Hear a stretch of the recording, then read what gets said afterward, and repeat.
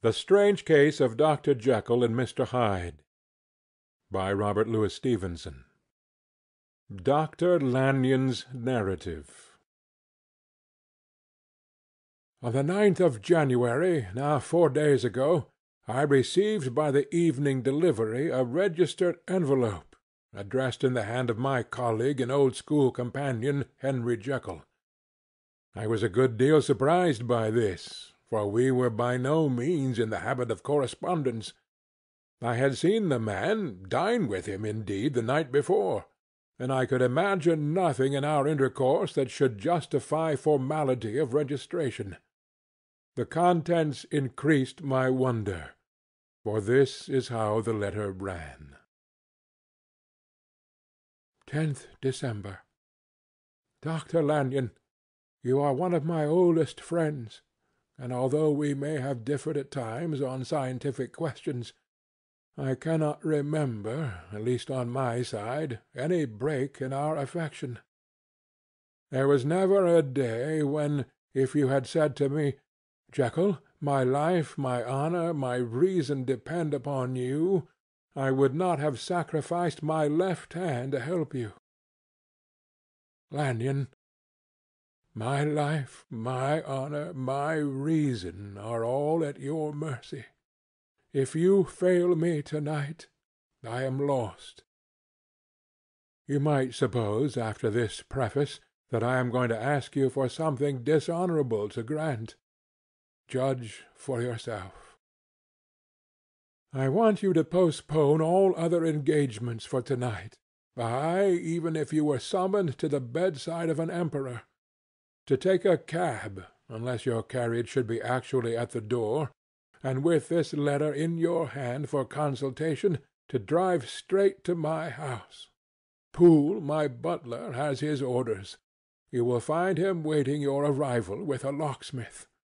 The door of my cabinet is then to be forced, and you are to go in alone, to open the glazed press, letter E, on the left hand, breaking the lock if it be shut, and to draw out, with all its contents as they stand, the fourth drawer from the top, or, which is the same thing, the third from the bottom.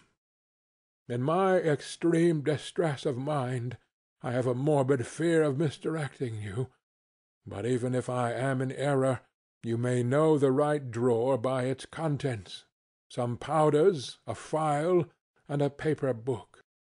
This drawer I beg of you to carry back with you to Cavendish Square, exactly as it stands.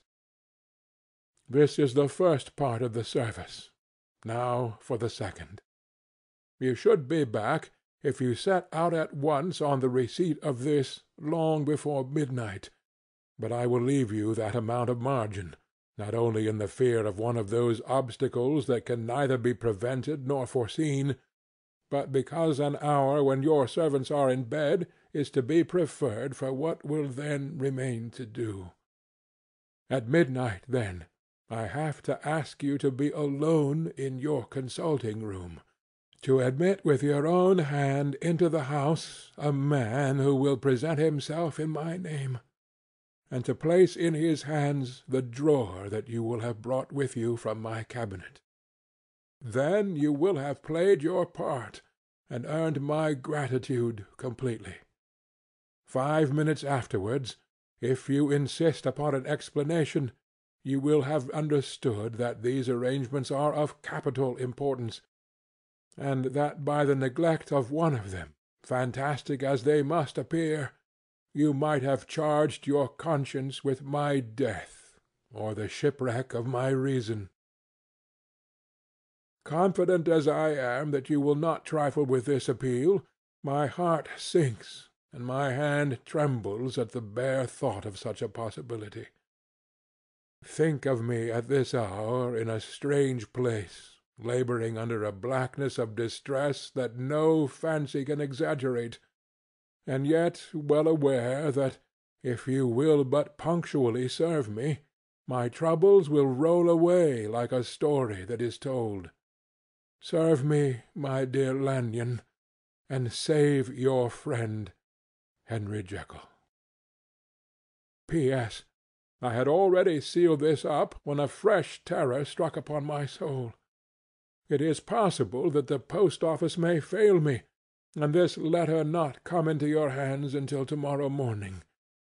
In that case, dear Lanyon, do my errand when it shall be most convenient for you in the course of the day, and once more expect my messenger at midnight. It may then already be too late, and if that night passes without event, you will know that you have seen the last of Henry Jekyll. Upon reading of this letter, I made sure my colleague was insane, but till that was proved beyond the possibility of doubt, I felt bound to do as he requested. The less I understood of this farrago, the less I was in a position to judge of its importance, and an appeal so worded could not be set aside without a grave responsibility. I rose accordingly from my table, got into a hansom, and drove straight to Jekyll's house. The butler was awaiting my arrival. He had received by the same post as mine a registered letter of instruction, and had sent at once for a locksmith and a carpenter.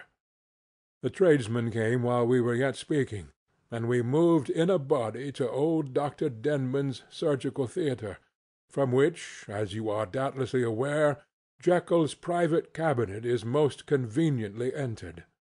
The door was very strong, the lock excellent. The carpenter avowed he would have great trouble and have to do much damage if force were to be used, and the locksmith was near despair. But this last was a handy fellow, and after 2 hours' work the door stood open. The press marked E was unlocked, and I took out the drawer, had it filled up with straw and tied in a sheet, and returned with it to Cavendish Square. Here I proceeded to examine its contents. The powders were neatly enough made up, but not with the nicety of the dispensing chemist, so that it was plain they were of Jekyll's private manufacture, and when I opened one of the wrappers, I found what seemed to me a simple crystalline salt of a white color. The phial, to which I next turned my attention, might have been about half full of a blood-red liquor, which was highly pungent to the sense of smell, and seemed to me to contain phosphorus and some volatile ether. At the other ingredients I could make no guess. The book was an ordinary version book, and contained little but a series of dates. These covered a period of many years, but I observed that the entries ceased nearly a year ago, and quite abruptly. Here and there a brief remark was appended to a date, usually no more than a single word, double occurring perhaps 6 times in a total of several hundred entries, and once very early in the list, and followed by several marks of exclamation, "Total failure." All this, though it whetted my curiosity, told me little that was definite. Here was a phial of some salt, and the record of a series of experiments that had led, like too many of Jekyll's investigations, to no end of practical usefulness. How could the presence of these articles in my house affect either the honor, the sanity, or the life of my flighty colleague?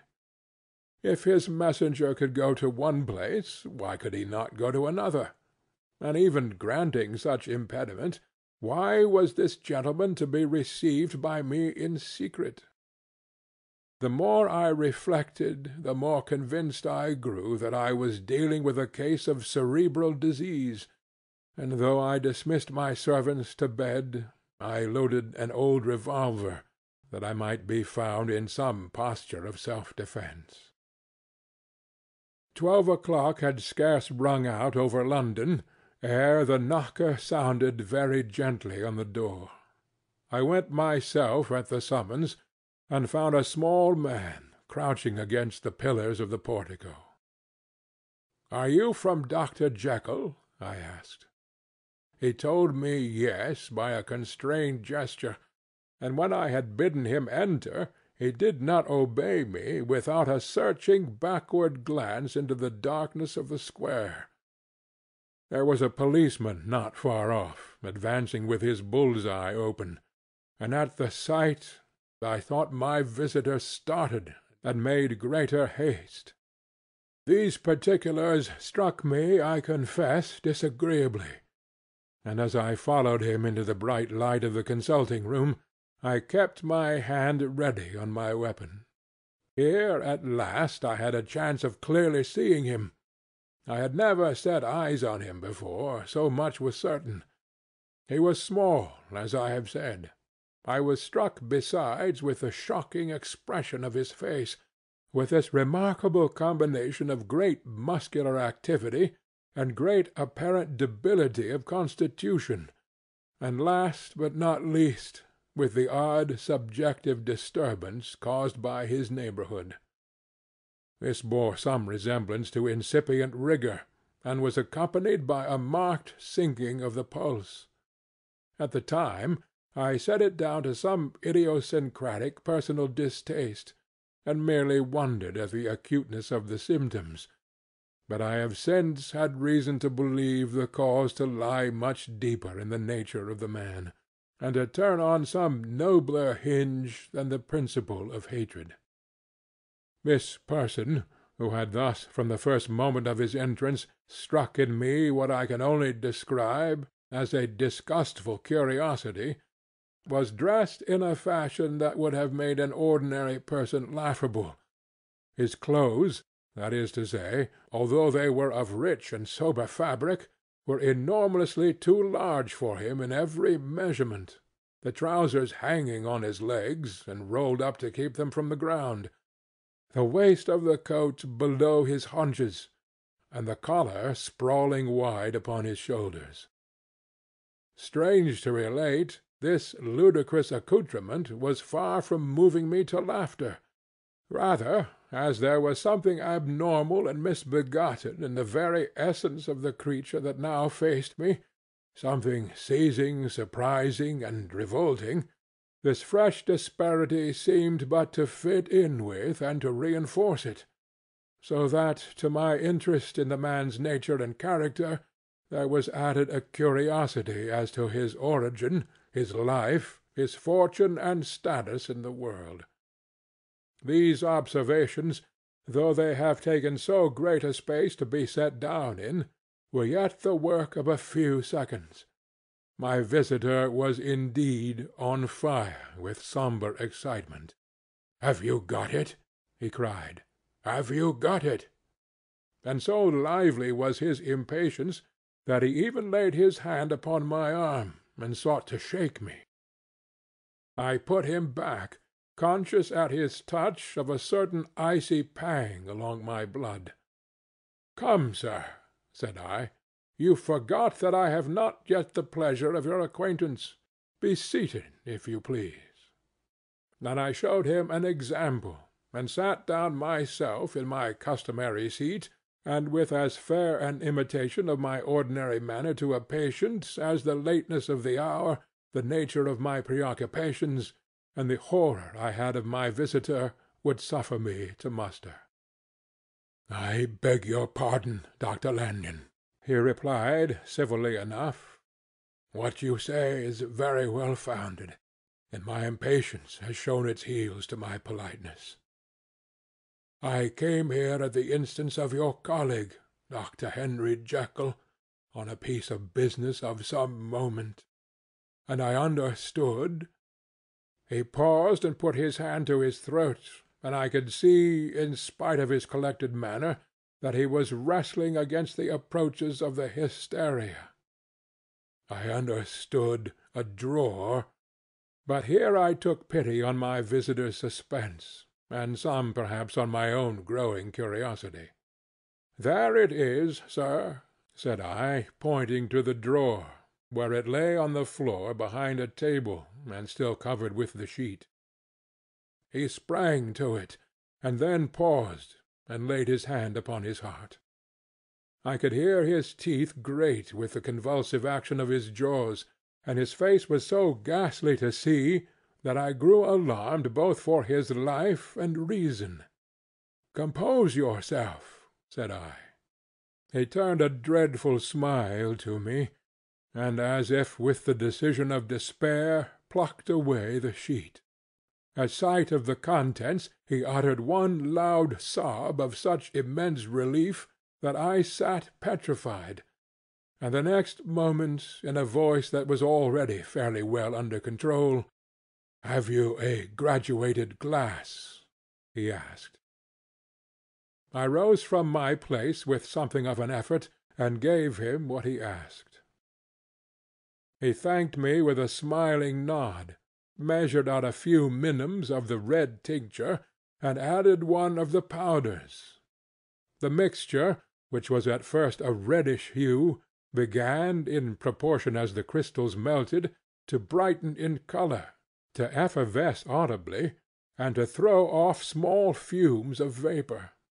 Suddenly, and at the same moment, the ebullition ceased, and the compound changed to a dark purple, which faded again more slowly to a watery green.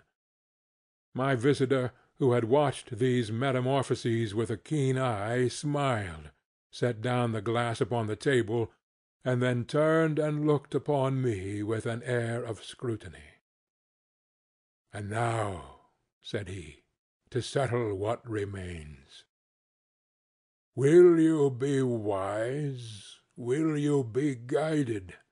Will you suffer me to take this glass in my hand, and to go forth from your house without further parley? Or has the greed of curiosity too much command of you? Think before you answer, for it shall be done as you decide. As you decide, you shall be left as you were before, and neither richer nor wiser, unless the sense of service rendered to a man in mortal distress may be counted as a kind of riches of the soul. Or, if you shall so prefer to choose, a new province of knowledge and new avenues to fame and power shall be laid open to you, here, in this room, upon the instant, and your sight shall be blasted by a prodigy to stagger the unbelief of Satan." "Sir," said I, affecting a coolness that I was far from truly possessing, "you speak enigmas, and you will perhaps not wonder that I hear you with no very strong impression of belief. But I have gone too far in the way of inexplicable services to pause before I see the end." "It is well," replied my visitor. "Lanyon, you remember your vows. What follows is under the seal of our profession. And now, you who have so long been bound to the most narrow and material views, you who have denied the virtue of transcendental medicine, you who have derided your superiors, behold!" He put the glass to his lips and drank at one gulp. A cry followed. He reeled, staggered, clutched at the table, and held on, staring with injected eyes, gasping with open mouth, and as I looked there came, I thought, a change. He seemed to swell, his face became suddenly black, and the features seemed to melt and alter, and the next moment I had sprung to my feet and leaped back against the wall, my arms raised to shield me from that prodigy, my mind submerged in terror. "O God!" I screamed, and "O God!" again and again, for there, before my eyes, pale and shaken, and half fainting, and groping before him with his hands, like a man restored from death, there stood Henry Jekyll. What he told me in the next hour I cannot bring my mind to set on paper. I saw what I saw, I heard what I heard, and my soul sickened at it. And yet, now when that sight has faded from my eyes, I ask myself if I believe it, and I cannot answer. My life is shaken to its roots. Sleep has left me. The deadliest terror sits by me at all hours of the day and the night, and I feel that my days are numbered, and that I must die, and yet I shall die incredulous.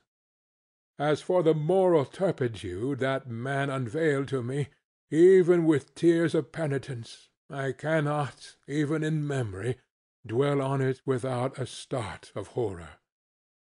I will say but one thing, Utterson, and that, if you can bring your mind to credit it, will be more than enough. The creature that crept into my house that night was, on Jekyll's own confession, known by the name of Hyde, and hunted for in every corner of the land as the murderer of Carew. Hasty Lanyon. End of Part 4.